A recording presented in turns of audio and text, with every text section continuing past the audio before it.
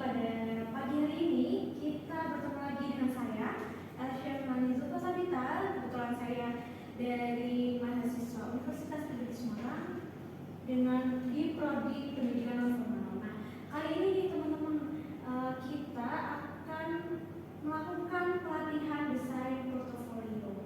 Nah, sebelum masuk pada saya menjelaskan materi terkait portofolio itu apa dan sebagaimana macamnya, alangkah baiknya kita berdoa terlebih dahulu. Sebelum kita memulai pembelajaran pada pagi hari ini, marilah kita berdoa menurut agama dan juga kepercayaan masing-masing. Berdoa dimulai.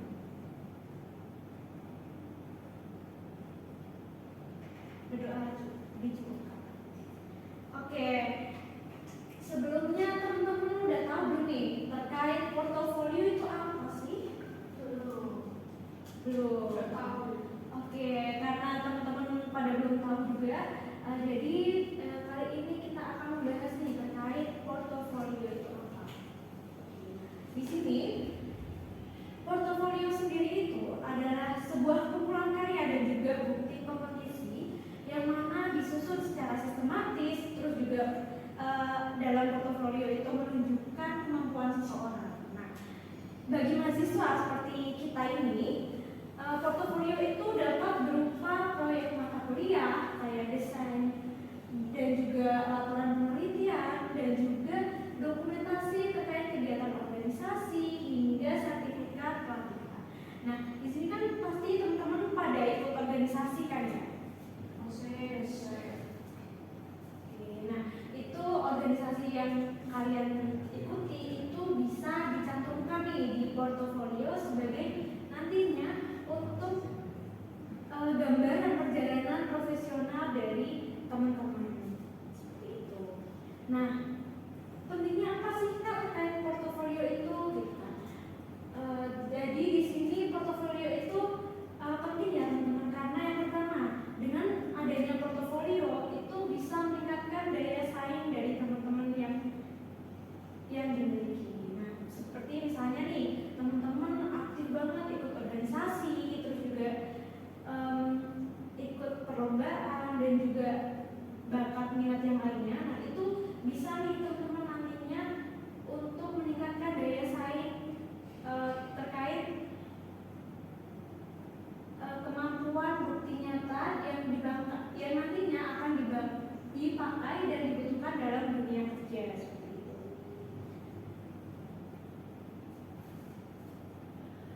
Nah, terus kemudian di sini terkait komponen portofolio. Nah, di dalam portofolio sendiri itu terdiri dari profil singkat, terus juga karir objektif, skill yang relevan, dokumentasi karya, kontak profesional. Nah, di mana dalam portofolio itu nanti teman-teman tuh bisa nih menjelaskan terkait profil singkat teman-teman seperti nama, terus hobinya apa, terus kemudian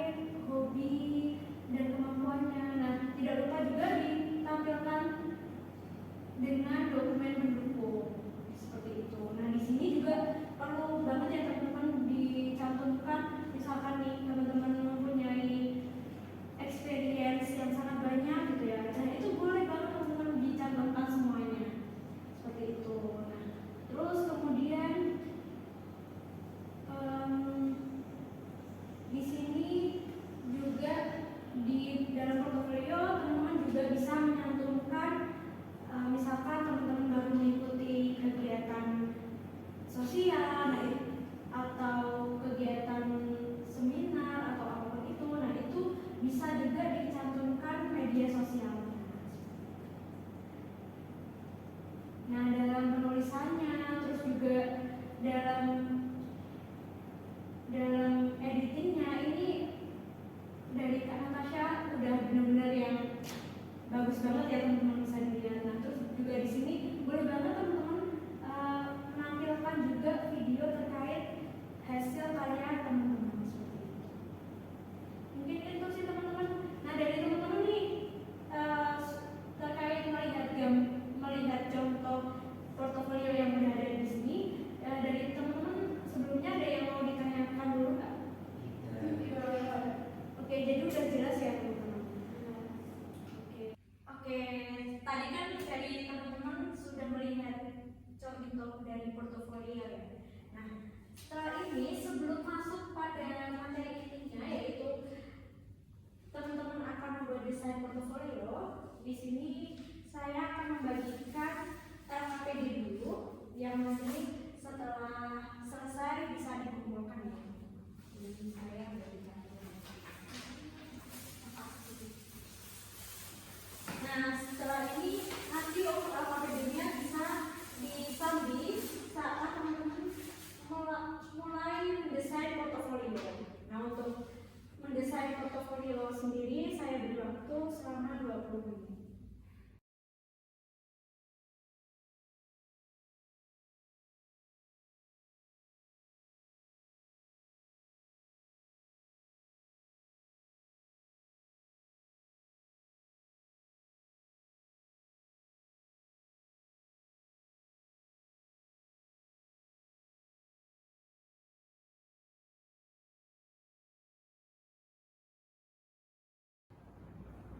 Oke, karena sesi materi kita terkait pembuatan desain portofolio sudah selesai, mungkin dari teman-teman dulu nih saya berikan penawaran. Ada yang ingin menampilkan hasil dari portofolionya mungkin? Atau mau saya tunjuk aja nih? Kamu ini apa? Oke, boleh banget.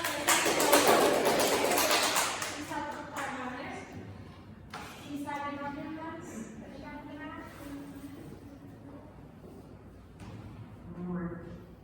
Oke, mungkin bisa dijelaskan di banyak pihak terkait desain portofolionya. Sangat menarik ya teman-teman kelihatannya.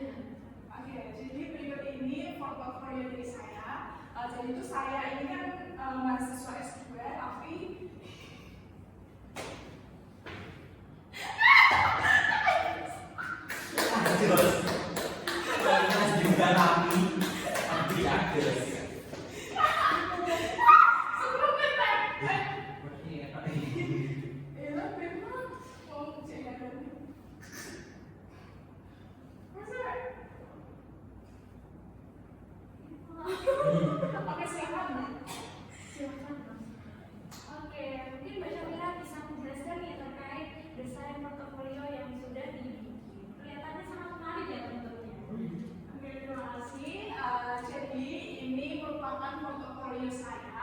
yang dimana saya itu kuliah dan menyambi biasanya dan juga bekerja sebagai desain interior. Nah, berikut ini ada beberapa isi dari portofolio saya. Oke, saya ini merupakan seorang desain interior yang berpengalaman selama 10 tahun dengan keahlian di berbagai proyek seperti ruang publik, perumahan, dan komersial. Nah, saya memiliki fokus pada desain yang estetis dan fungsional serta ramah lingkungan pastinya. Nah, latar belakang saya itu alumni dari SMK Negeri 4 Semarang itu ada di jurusan desain grafis, pastinya itu di tahun 2003 dan 2007. Kemudian saya lanjut S1 di Universitas Diponegoro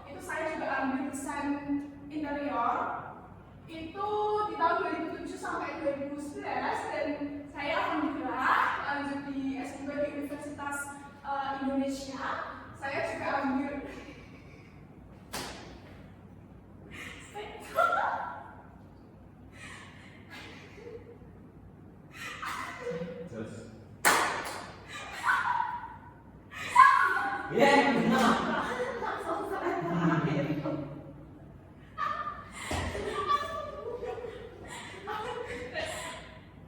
Nah, selanjutnya saya juga merupakan bukan lulusan sih, saya masih S2 di Universitas Negeri Indonesia.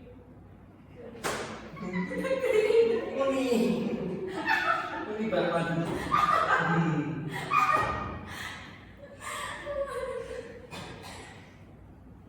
Oke, selanjutnya saya sekarang ini menempuh S2 jurusan desain interior pastinya di Universitas Indonesia.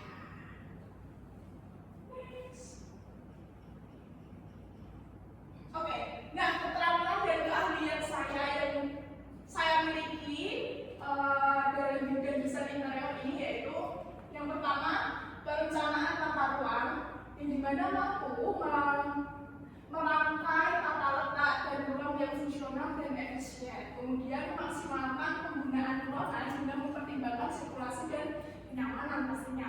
Kemudian yang kedua pemilihan material dan furnitur yang dimana pastinya dalam pemilihan ini itu mengetahui karakteristik material yang akan digunakan. Kemudian terakhir dalam memilih materi, tekstur yang sesuai dengan tema desain. Yang ketiga pencahayaan interior, yang dimana merancang skema pencahayaan yang estetis dan fungsional dan ahli dalam memanfaatkan pencahayaan yang alami. Kemudian yang terakhir pemahaman teknis yang dimana mengerti prinsip-prinsip teknik yang berkaitan dengan desain interior. Kemudian yang terakhir bekerja dengan arsitek dan kontraktor untuk memastikan desain yang sesuai dengan diinginkan. Nah, ini desain apa minimalis yang pernah saya buat tahun 2015.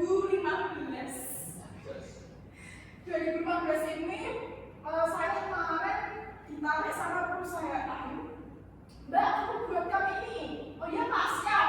Nah, ini berikut hasilnya. Itu ada di daerah itu. Apa Jakarta itu dari mana sih? Gedung tinggi-tinggi itu. Nah, di sini. Dan di sini untuk proyek ini itu deskripsinya itu mendesain apartemen dengan konsep minimalis namun modern dan mewah. Kemudian memaksimalkan ruangan yang kecil ini seperti yang kita lihat untuk membuat kesan minimalis dan mewah pastinya, dengan fokus pada penggunaan furniture dan desain interior yang bersih dan dengan palet warna netral yang memberikan kesan minimalis, mewah dan modern. Nah, tantangan dari saya membuat proyek ini itu ruangannya itu kan terbatas dengan kebutuhan penyimpanan yang cukup banyak. Jadi pinter-pinternya saya untuk mengelola mendesain suatu ruangan ini. Kemudian solusinya itu pastinya saya memilih furnitur yang multifungsi dan memberikan kesan yang minimalis pastinya. Kemudian hasil alhamdulillah klien saya ini sangat puas dengan tata ruang dan penggunaan palet warna yang memberikan kesan estetis dan mewah. Nah, selain bangunan rumah, bangunan apartemen, saya ini juga ada proyek salon kecantikan, barbershop juga ada. Kalau mau nanti hubungi saya.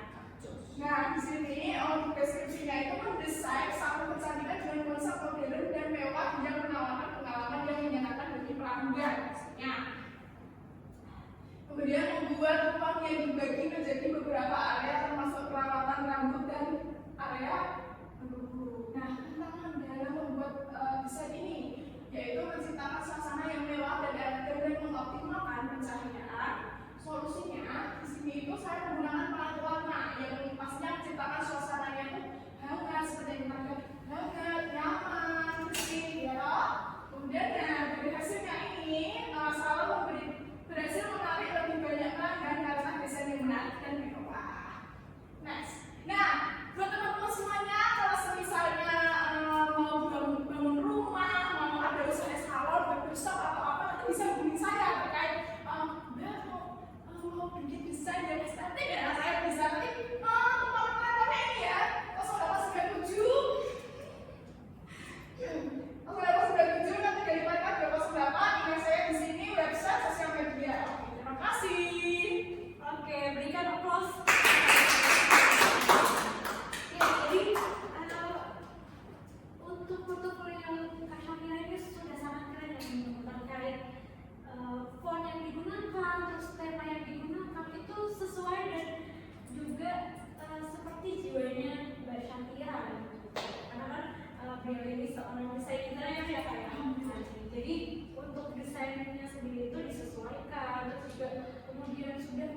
kami terkait ngarah hukum, terus kemudian tadi juga sudah menampilkan gambar-gambar dan dokumentasi terkait hasil proyek yang dihasilkan. Mungkin sekian Kak Syafira, terima kasih. Dari teman-teman bisa dicontoh ya Kak Syafira ini. Oke, mungkin